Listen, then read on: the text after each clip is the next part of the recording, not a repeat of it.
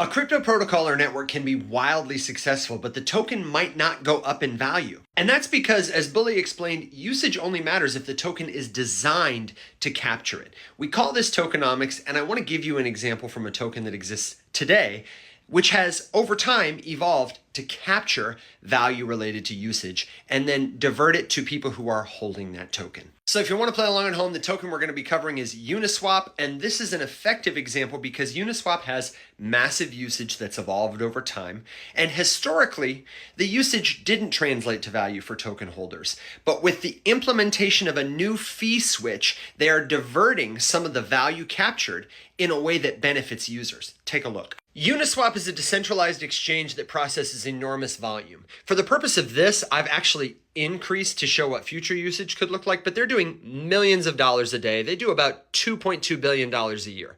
Let's assume everybody's using Uniswap and they're doing $1 billion in volume daily and $350 billion of volume a year, with fees that range from 0.05 to 0.3%. If we assume an average transaction fee of 0.1%, multiply that by 350 billion, we get $350 million of fees generated annually. Now, historically, these fees have gone to the people who provide liquidity. Liquidity providers have captured 100% of this value. Liquidity providers do the job of putting up the money that the exchange uses to facilitate swaps in and out of a particular token. So they need quantities from people like you to provide the liquidity for ETH or for Uniswap or for Morpho. But to provide that liquidity to them, to do that business, to earn those fees, you don't have to hold the Uniswap token. Even if the protocol grows in value and usage, none of that value accrues to token holders.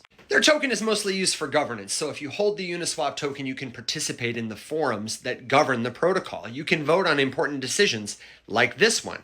Then in 2025, Uniswap token holders voted to redirect a portion of fees for a buyback and burn. Now, this doesn't mean that the fees generated go to the token holders directly. It requires a little nuance to understand, but basically, the price of a good is determined by the supply for that good versus the demand. If supply exceeds demand, prices go down. If demand exceeds supply, then prices go up.